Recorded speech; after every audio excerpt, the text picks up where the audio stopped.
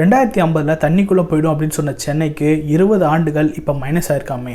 2030 சென்னை தண்ணிக்குள்ளே போயிடும் அப்படின்னு சொல்லி ஒரு விஷயம் சொல்லிட்டு இருக்காங்களே, இதன் உண்மைத்தன்மை என்ன? அது மட்டும் இல்லாமல் பார்த்திங்க அப்படின்னா இதுக்காக 2050 சில திட்டங்கள் மாற்றங்கள்லாம் வச்சுருக்காங்களே, அதை பற்றியும் இந்த பதிவில் நம்ம பார்க்க போகிறோம். 2050 வந்து பார்த்திங்க அப்படின்னா சென்னை தண்ணிக்குள்ளே முழுக போகுது அப்படின்னு சொல்லி IPCC அப்படின்னு சொல்லி அமெரிக்காவை சார்ந்த ஒரு நிறுவனம் வந்து ஒரு விஷயத்த சில வருடங்களுக்கு முன்னாடி சொன்னாங்க. இப்போ சென்னையை சார்ந்த இந்த நிலங்கள் வீடுகள் இந்த இடத்தெல்லாம் சார்ந்த சில ஆராய்ச்சியாளர்கள்லாம் சேர்ந்து ஒரு விஷயம் சொல்லியிருக்காங்க. அதாவது 20 ஆண்டுகள், அதாவது சென்னையோட ஆயுள் காலத்தில் இன்னமும் 20 ஆண்டுகள் வந்து இப்போ குறைஞ்சி போச்சு. அதாவது மில்லிமீட்டரில் உயர்ந்துட்டு இருந்த தண்ணியோட அளவு வந்து பார்த்திங்க அப்படின்னா இப்போ சென்டிமீட்டரில் வந்து நீரோட அளவு வந்து பார்த்திங்க அப்படின்னா உயர்ந்துட்டுருக்கு அப்படின்னு சொல்லி ஒரு விஷயத்த சொல்கிறாங்க. 2030 வந்து பார்த்திங்க அப்படின்னா சென்னை மட்டும் இல்லாமல் கடல் சார்ந்த இந்தியாவில் இருக்கக்கூடிய பல கடல் சார்ந்த இடங்கள், உலகத்திலேயே வந்து பார்த்திங்க அப்படின்னா கடல் அருகில் இருக்க எக்கச்சக்கமான இடங்கள், பல மக்கள் வந்து இறந்து போவாங்க, கடலில் மூழ்கி போவாங்க அப்படின்னு சொல்லி ஒரு அறிக்கையை இப்போ சொல்லியிருக்காங்க. இது பாபா வாங்கியோ இல்லை யாரோ சொன்ன ஒரு கான்ஸ்பிரசி தியரி கிடையாதுங்க. இது வந்து ஆராய்ச்சியாளர்கள் வந்து உறுதியாக சொல்லியிருக்கக்கூடிய ஒரு விஷயங்கள். ஆராய்ச்சியாளர்கள் ஒரு விஷயத்தில் வாய் வச்சுட்டாங்க அப்படின்னா கண்டிப்பாக அது முக்கவாசி சீக்கிரமாகவே நடக்கிறதுக்கான வாய்ப்புகள் அதிகமாக இருக்குங்க. இதோட அறிகுறிகள்லாம் என்னென்னு வந்து பார்த்திங்க அப்படின்னா அதிகமாக மழை பெய்யறது, இல்லை மழையே பெய்யாமல் இருக்கிறது, பயங்கரமான நிலத்தடியில் வந்து தண்ணியே இல்லாமல் சென்னையில் இருக்கக்கூடிய மக்கள் வந்து பயங்கரமாக கஷ்டப்படுவாங்க அப்படின்னு சொல்லியிருக்காங்க. ரொம்ப ஆண்டுகளாக வந்து பார்த்திங்க அப்படின்னா இயற்கை வந்து பொறுத்து பார்த்துச்சிங்க.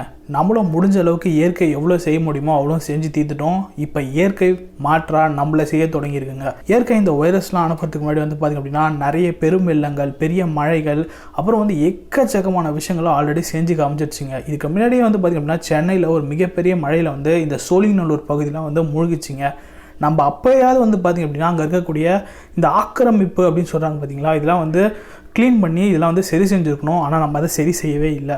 2050 வந்து ஒரு திட்டம் வச்சுருக்காங்க. அதை பற்றியும் நம்ம இந்த வீடியோவில் பார்ப்போம் அடுத்ததாக. இதுக்கெல்லாம் காரணம் இந்த குளோபல் வார்மிங் அப்படின்னு சொல்லுவாங்க பார்த்தீங்களா. இந்த பூமியில் வந்து பார்த்திங்க அப்படின்னா 4ல் 3 பங்கு வந்து பார்த்திங்க அப்படின்னா ஃபுல்லாகவே நீர் தாங்க.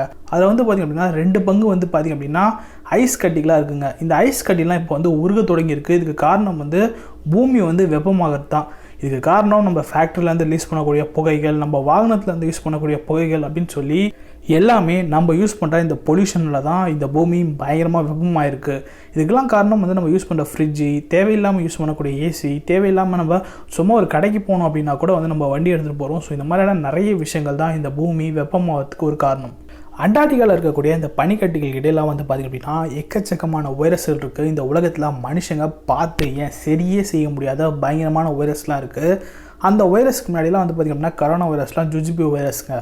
இதுக்கெல்லாம் அந்த வைரஸ்லாம் எப்படி உருவாகுதுன்னு பார்த்திங்க அப்படின்னா அங்கே இருக்கக்கூடிய கடல்வாழ் உயிரினங்கள், இந்த பென்குயின்லாம் இருக்குது பார்த்திங்களா, அது மட்டும் இல்லாமல் மனுஷங்க நம்ம யூஸ் பண்ணுற பிளாஸ்டிக்கை நம்மலாம் அண்டார்டிகா பக்கம், ஏன் நம்மளாம் பக்கத்து ஊருக்கே வந்து போயிருக்க மாட்டோம். ஆனால் நம்ம யூஸ் பண்ண பிளாஸ்டிக்கை எல்லாமே வந்து பார்த்திங்க அப்படின்னா அங்கே குவிஞ்சிருக்காங்க. அதாவது ஐஸ் கட்டிக்குள்ளெல்லாம் பிளாஸ்டிக்கோட துகள்கள்லாம் இருக்காங்க. இந்த துகள்கள் மூலிமா வந்து பார்த்திங்க அப்படின்னா நம்ம யூஸ் பண்ண அந்த பழைய உணவுகள், தேவையில்லாத விஷயங்கள்லாம் வந்து பார்த்திங்க அப்படின்னா அதில் இருக்கும் இல்லையா, அது மூலிமா வந்து பாக்டீரியாக்கள் உருவாகி புதுசான எக்கச்சக்கமான வைரஸ்கள் அந்த பனிக்கட்டிக்குள்ளே இருக்கும்.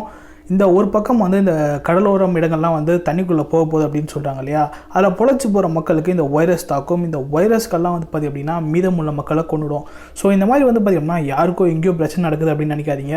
ஒரு மனுஷனுக்கு பிரச்சனை வந்துச்சு அப்படின்னா அடுத்த பிரச்சனை வந்து நமக்கு தான் வரப்போகுது அப்படின்னு தெரிஞ்சுக்குங்க. ஸோ சுனாமி வந்து சும்மாலாம் வராது. சுனாமி வருதுன்னா நிலநடுக்கம் வரும், இந்த மாதிரி ஏகப்பட்ட பேரழிவுகள் வரும். உலகம் ஃபுல்லாகவே வந்து பார்த்திங்க அப்படின்னா மிகப்பெரிய தண்ணி பஞ்சம் ஏற்படும் அப்படின்னு சொல்கிறாங்க. கடல் நீர் வந்து பார்த்திங்க அப்படின்னா பூமிக்குள்ளே ஊறி குடிக்கிற தண்ணி ஃபுல்லாகவே வந்து பார்த்திங்க அப்படின்னா உப்பு கலந்து மனுஷங்களுக்கு வந்து பார்த்திங்க அப்படின்னா இதனாலேயே வந்து ஏகப்பட்ட பிரச்சனை வரும். உப்பு தண்ணி மனுஷன் குடித்தான் அப்படின்னா சில மணி நேரங்களில் இறந்து போயிடுவோம் அப்படின்ற ஒரு விஷயம் இருக்குங்க. இப்போ யோசிச்சு பாருங்கள் நம்மளோட நிலமெல்லாம் என்ன அப்படின்னு. இது 2030 தான் நடக்குமா அப்படின்னு கேட்டிங்கன்னா அப்படிலாம் கிடையாது. இது எப்போ வேணால் நடக்கலாம். இன்னைக்கு நாளைக்கு கூட இது நடக்கலாம். ஏன்னா வந்து எப்படி வந்து பனிக்கட்டிகள் உருகுது அப்படின்னு சொல்ல முடியாது. இதை கண்ட்ரோல் பண்ணணும் அப்படின்னா நம்ம கண்டிப்பாக வந்து பொல்யூஷனை வந்து கண்ட்ரோல் பண்ணி ஆகணுங்க. ஒருவேளை இந்த கரோனா வைரஸ்னால வந்து நம்ம லாக்டவுன்லாம் பண்ணோம் பார்த்தீங்களா, இது கூட வந்து இயற்கை எடுத்த ஒரு முடிவாக இருக்கலாங்க. ஏன்னா வந்து இயற்கை மட்டுமே வந்து தன்னை வந்து புதுப்பிச்சிக்க முடியும், சரி செய்ய முடியும். ஒருவேளை வந்து இந்த வெப்பம் வந்து ஜாஸ்தி ஆகிட்டே போச்சு அப்படின்னா சீக்கிரமாக பூமி வந்து அதாவது பனிக்கட்டிலாம் உருகி வந்து சீக்கிரமாக வந்து பூமி அழிஞ்சிடும் அப்படின்றதுக்காக கூட வந்து நம்ம லாக்டவுன்லாம் போட்டு இப்போ நிறைய பொல்யூஷன் வந்து நம்ம கண்ட்ரோல் பண்ணி வச்சிருந்தோம். பட் இப்போ திருப்பி லாக்டவுன்லாம் ஓப்பன் பண்ண பிறகு திருப்பி நம்ம பழைய மாதிரி நம்ம திருப்பி வந்து பொல்யூஷன்லாம் ரிலீஸ் பண்ண ஆரம்பிச்சிடும். திருப்பி வந்து பூமி வெப்பமாயிடும். ஸோ முடிஞ்ச அளவுக்கு வந்து பார்த்திங்க அப்படின்னா இந்த வாகனத்தை வந்து கவர்மெண்ட் மட்டும் தான் இதுக்கான முடிவுகள் எடுக்கணுங்க. முடிஞ்ச அளவுக்கு வந்து பார்த்திங்க அப்படின்னா 2050க்கு ஒரு பிளான் வச்சுருக்காங்க. இந்த 2050 வந்து பார்த்திங்க அப்படின்னா சென்னையில் வந்து பார்த்திங்க அப்படின்னா இந்த ஆக்சிடென்ட்ஸ் ஆகுது பார்த்திங்கன்னா அந்த கேசஸ்க்கான மருத்துவமனைகள் மட்டும் தான் இங்கே இருக்கும். முக்கியமாக ஃபேக்ட்ரிஸ்லாம் சென்னைக்குள்ளே சிட்டிக்குள்ளே இருக்கவே இருக்காது. அது மட்டும் இல்லாமல் வந்து பார்த்திங்க அப்படின்னா இந்த பெட்ரோல் டீசல் இதெல்லாம் யூஸ் பண்ணக்கூடிய கார்கள்லாம் இருக்குது பார்த்திங்களா, அந்த காரு வெஹிக்கிள் இது எதுவுமே வந்து சிட்டிக்குள்ளே வந்து அலோடு கிடையாது. இது சென்னையில் மட்டும் கிடையாது, உலகத்தில் பல பெருநகரங்களில் இந்த மாதிரியான நடக்க போகுது அப்படின்னு சொல்லி ஒரு விஷயம் வந்து இப்போ சொல்லிட்டு இருக்காங்க. அதே மாதிரி முக்கியமான மருத்துவத்துக்கு மட்டும்தான் வந்து ஹாஸ்பிட்டல், அதாவது இந்த ஆக்சிடென்ட்ஸ்லாம் ஆகுது அப்புறம் வந்து எமர்ஜென்சி கேஸுக்கு மட்டும்தாங்க மருத்துவம் வந்து சிட்டிக்குள்ளே இருக்கும்.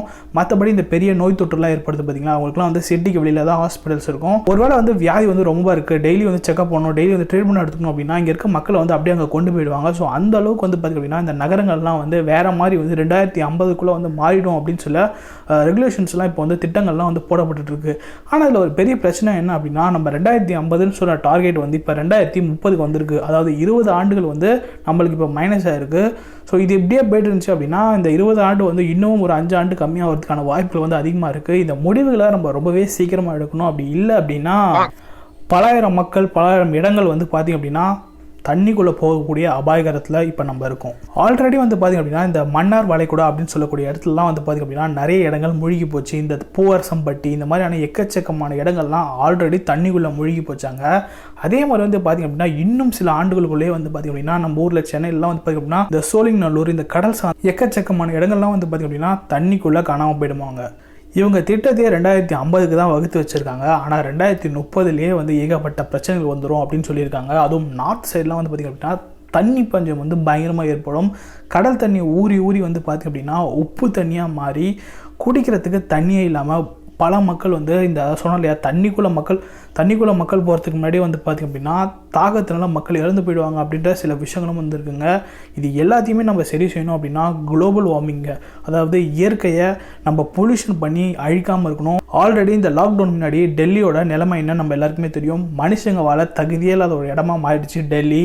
ஆல்ரெடி வந்து பார்த்திங்க அப்படின்னா சென்னையெல்லாம் வந்து ஏறத்தாழ டெல்லி அளவுக்கு தாங்க. ஆனால் பக்கத்தில் கடல் இருக்கிறதுனால ஓரளவுக்கு அதை பேலன்ஸ் பண்ணி நம்ம சரி செஞ்சு இங்கே இருந்துகிட்ருக்கோம். ஒருவேளை வந்து இங்கே வந்து அந்த கடல் இல்லை அப்படின்னா வந்து ஏறத்தாழ நமக்கும் டெல்லிக்கும் ரொம்ப பெரிய வித்தியாசமே இருக்காது. நிறைய பேர் ரொம்ப நாள் உயிர் வாழ்கிறதுக்காக எக்ஸசைஸ்லாம் பண்ணுவாங்க, டெய்லி லிமிட்டடாக சாப்பிடுவாங்க, டயட் இருப்பாங்க. ஆனால் உங்களுக்கு ஒரு விஷயம் தெரியுமா, நீங்கள் இருக்க இடம் கூட உங்களோட ஆயிலை வந்து குறைக்கும் ஏற்றுங்க. அதாவது மதுரையில் வாழக்கூடிய ஒரு மனுஷன் வந்து அதே சாப்பாடை சென்னையில் சாப்பிட்டு இருந்தான்னா அவனுடைய ஆயிலில் வந்து பார்த்திங்க அப்படின்னா சில நாட்கள் வந்து இங்கே குறையுங்க. கேரளாவில் ஒரு ஆளும் வந்து தமிழ்நாட்டில் ஒரு ஆளும் வந்து ஒரே உணவு சாப்பிட்டுட்டு வாழ்ந்துட்டு இருக்காங்க அப்படின்னு வச்சுக்கிங்களேன். கேரளாவில் இருக்கிறோட ஆயில் வந்து இங்கே இருக்கவங்களோட ஆயில் வந்து ஜாஸ்தியாக இருக்குங்க. இயற்கை காற்றுலாம் சுவாசி அங்கே இருக்கிறதுனால அவங்களோட ஆயில் வந்து ஜாஸ்தியாகும். இங்கே நம்ம பொல்யூஷன் காற்றை சுவாசிக்கிறதுனால நம்மளோட ஆயில் வந்து குறைஞ்சிட்ருக்கு. டெய்லி வந்து நம்ம சுவாசிக்கிற காற்றே வந்து பார்த்திங்க அப்படின்னா க்ளீனாக இல்லை அப்படின்னா நம்மளோட ஆயில் ஆட்டோமேட்டிக்காக குறைஞ்சிக்கிட்டே இருக்குங்க. லாக்டவுனுக்கு முன்னாடி டெல்லியில் வந்து பார்த்திங்க அப்படின்னா சாதாரண காற்றை சுவாசிச்சா ஏறத்தாழ ஒரு நாளைக்கு 10 சிகரெட் பிடிச்சதுக்கு சமானம் அப்படின்னு சொல்லிட்டு இருந்தாங்க. இந்த காற்று அங்கே இருக்க குழந்தைங்கலேருந்து எல்லாருமே சுவாசிச்சுட்டு இருந்தாங்க. யோசிச்சு பாருங்கள் நம்ம எந்த அளவுக்கு காற்றை கேவலமாக ஆக்கி வச்சுருக்கோம் அப்படின்னு. ஆல்ரெடி ஒரு பக்கம் கொரோனா வந்து தலை தூக்கி நின்றுட்டுருக்கு. இது மட்டும் இல்லாமல் ஏகப்பட்ட பஞ்சாயத்துகள் இடையிடையில் வந்து போய்கிட்டே இருக்குது. இதெல்லாம் பத்தாது அப்படின்னு சொல்லி 2050 அழிய போகுதுன்னு சொன்ன சென்னை இப்போ 2030லேயே அதுவும் 20 ஆண்டுகள் மைனஸ் ஆயிடுச்சு. ஸோ இந்த மாதிரி பஞ்சாயத்து வந்து ஜாஸ்தியாக கூடிக்கிட்டே போகிறதுக்கு ஒரு முக்கியமான காரணம் நம்ம தாங்க. எவ்வளோ தான் இயற்கை வந்து பொறுத்து போகும், அதுவும் வந்து ஒரு லிமிட் வரைக்கும் பார்த்துச்சுங்க. அதுக்கப்புறம் நம்ம திருந்துற மாதிரி கிடையாது.